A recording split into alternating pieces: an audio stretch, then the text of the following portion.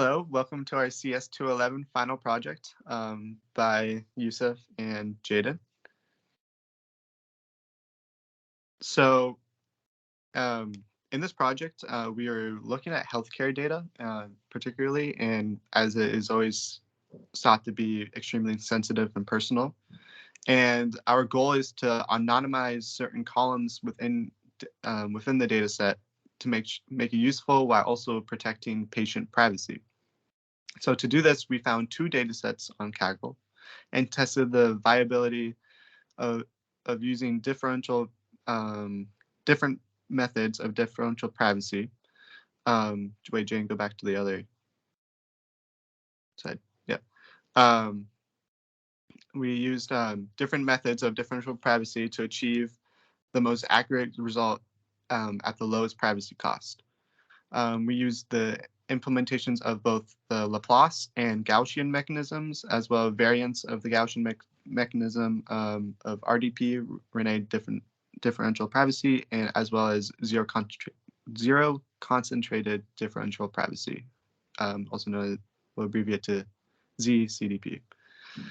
So looking at our data, like I said just previously, we found two health-related data sets on Kaggle to perform our test on. The first data set comes from the medical appointment data and is rather large with over 100,000 rows. While the second data set comes from patient data and like the correlation to strokes, which was actually relatively small with only about 5,000 rows. And it actually would have been smaller as it had 200, a little bit over 200 missing values in one column, BMI, which is one of the columns that we wanted to use. So instead of getting rid of those 200 rows of missing values, because we didn't want to lose any more data, we actually decided to implement and standardize that column and pass it through a decision tree regressor to deal with the missing values by using the age and gender of all the observations in order to kind of fairly predict the missing BMI values. So we didn't lose any data. We actually just predicted what those values would have been. All right, next. So just kind of here, I just want to show you the data sets and columns that we looked at. It was age for both data. For looking at both data sets, we were looking at age, and particularly in data set 2, we were looking at BMI and also the average glucose level.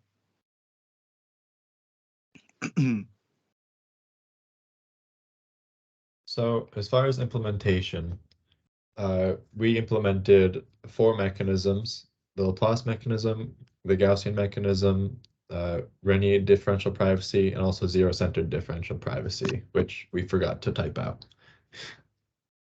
So we hypothesized that smaller workloads of queries would perform better using the Laplace mechanism. And this is simply because the L1 sensitivity would not be all that far off from the L2 sensitivity. And as we learned in class, when this is the case, the Laplace mechanism generally performs better. Specifically, for a query size of 10, the sensitivities would have been 10 and around 3.16 for the L1 and L2 sensitivities respectively, whereas for a larger query size of, say, 100, the sensitivities would have been 110 for the L1 and L2 respectively. And because of that larger differential, we thought that the Gaussian-based mechanisms would perform a lot better on the larger query sizes. So after our implementation, we decided to plot our results in some bar graphs, and this is what we got. So we see how when the query size is of 100, that the Laplace mechanism really stands out, and as it has a very poor performance compared to the rest of them, which was kind of expected, but it was still like way higher than we were like expecting it to be.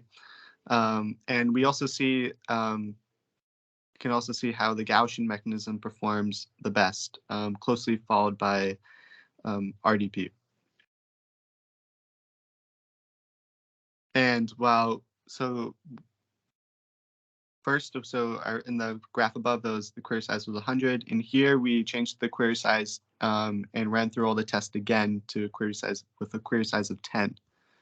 So here we see a very big change in results, and we notice quickly how drastic the difference is especially within the Laplace mechanism, as it significantly improves and has the best performance out of all of them, out of the rest of the mechanisms that we implemented. And we also see a large decrease in the overall results in percentages. If you quickly go back, Jane, we can see how the lowest percentage was 33 by the Gaussian mechanism. And if you go back to the query size, now the highest number is 23. So overall, significant decrease in results in percentages, which was really interesting to see.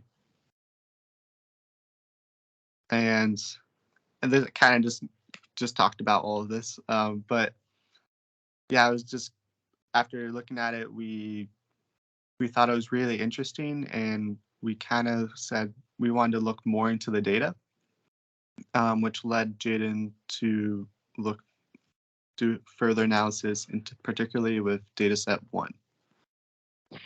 So what we noticed while looking at this data set was that, seeing as it was from Kaggle and the layout of the data, it was very clear that it was intended for a machine learning application. And we were also both very intrigued by the machine learning aspects of the differential privacy course. So we thought we'd do a little addendum to our project and compare some different machine learning approaches with differential privacy implemented. So the goal is to predict whether a patient showed up for a doctor's appointment, given the feature set of the data. So that was what we saw before with the BMI, age, town of residence, hypertension, diabetes, and all of the rest of the features. The first approach, we're going to use a noisy gradient descent algorithm, just like the one we use in the in-class exercises, and then we'll test the accuracy on that after 10 iterations.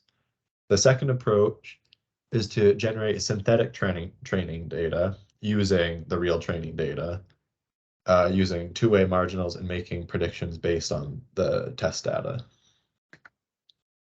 So a little more specific onto the synthetic data creation.